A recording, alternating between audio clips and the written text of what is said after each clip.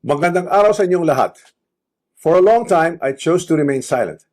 I did so out of respect for the legal process.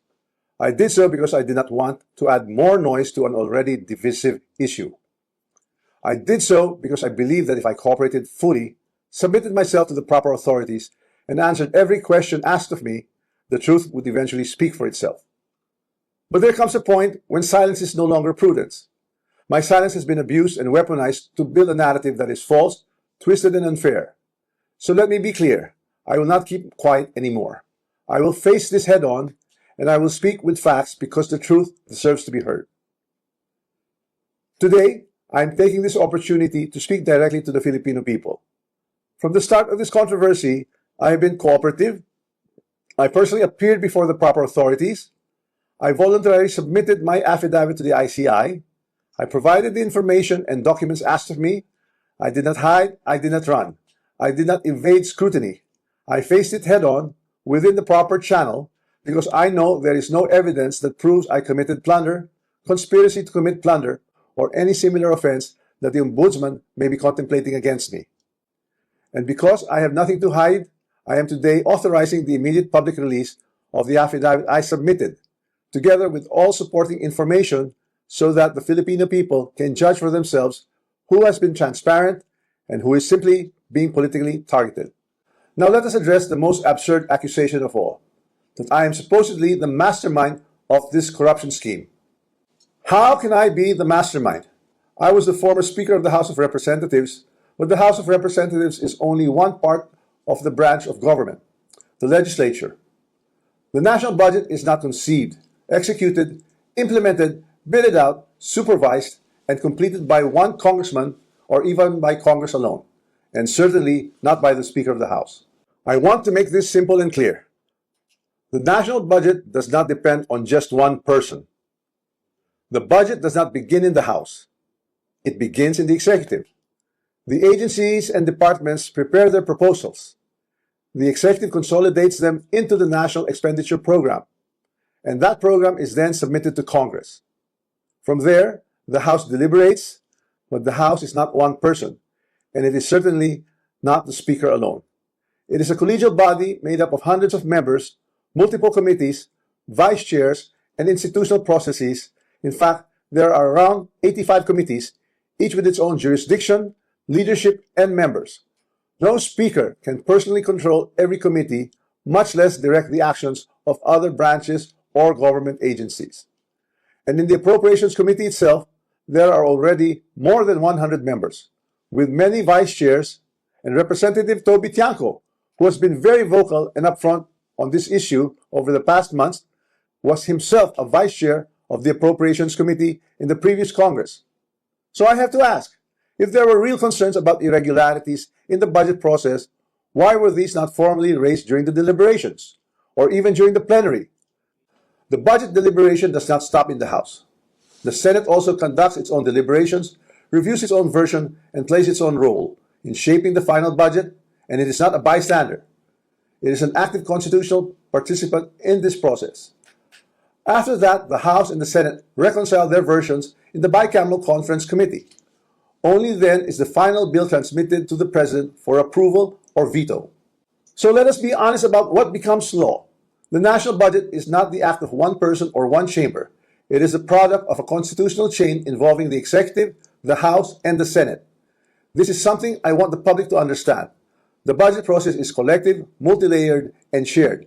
Accountability must apply to everyone involved, not selectively assigned after the fact, and certainly not when it becomes politically useful.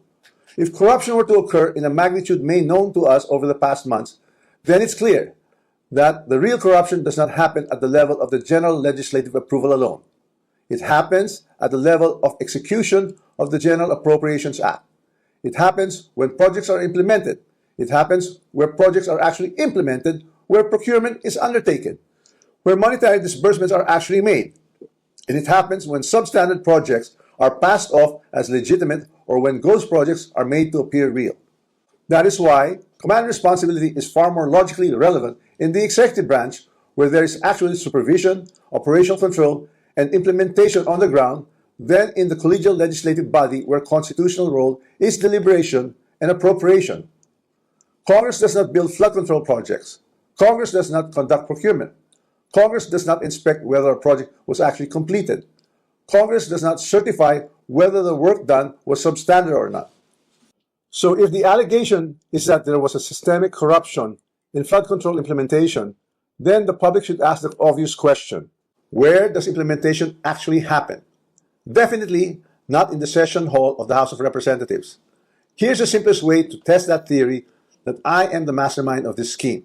If I were truly involved in a fraudulent scheme of this nature, then the first place one would expect to see that pattern would be in my own district, in the projects most easily associated with me. You would have seen it in Tacloban, but I say this with absolute certainty.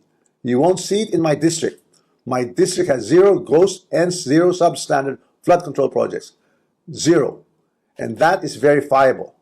To prove this point, I'm authorizing my staff to share and release to the public the list of all the projects in my district that the authorities may deem attributable to me. Let the public scrutinize and verify for themselves. As I already mentioned, corruption of this scale is not a one-man operation. It requires 2 things: budget decisions and implementation on the ground. With respect to how the budget was deliberated in Congress, let me say this categorically. I was not a part of the BICAM and the small committee budget deliberations. Yes, I was updated on the general outcomes of the deliberations, but I had no visibility with regard to the specific details of the discussions, including particular amendments or insertions approved during these closed-door deliberations. Records would show that I did not participate in those meetings and I was not privy to what exactly transpired during the deliberations. However, 2 people were instrumental in making those budget decisions: Chis Escudero and Zaldico. And once the budget becomes law, the work of implementing flood control projects, or any project for that matter, is solely within the purview of the executive, including the DPWH, certainly not by legislators. I understand the anger of the public. The Filipino people have every right to be angry because stolen public funds are taxes derived from hard-earned money. I'm not asking the public to look away. I'm asking everyone to look where the evidence points, not where it is politically convenient or politically motivated. So I ask the Ombudsman and the public these questions. Who has been named in sworn testimonies and affidavits? Whose name actually appeared in credible accounts made under oath? If there are sworn accounts pointing to other personalities across the chain, whether in budget deliberations or in implementation, then those leads must be pursued with the same seriousness and the same urgency. Accountability cannot be selective. For months, I chose silence because I believe in our legal system and in the rule of law. But my silence is now being exploited with politically engineered and fabricated narratives. What's even more disturbing, and this is something that cannot be ignored, is that there are emerging indications that certain sectors are attempting to weaponize individuals, including Zaldico, to construct a narrative that serves their own interests. So when the legal processes is being used against me as a political demolition job, then I will have no choice but to defend myself. And I will defend myself fully. I will not allow myself to be turned into the scapegoat so that others who are actually accountable can walk away clean. If this is a political play to push me out and close the story, tarnishing my name and my reputation, then I'm telling everyone now, I will not go quietly and I will not go alone. I will not be the fall guy for other people's corruption. I have been in public life long enough. I have seen enough. I have heard enough. I know many things about this current administration and past administrations as well. And I say this carefully. If this matter is to be handled as a legal issue, then let it be handled legally, soberly, and according to evidence. But if certain people insist on waging this in the court of public opinion, then I will have no choice but to defend myself publicly as well. To the Ombudsman, I say this with full respect.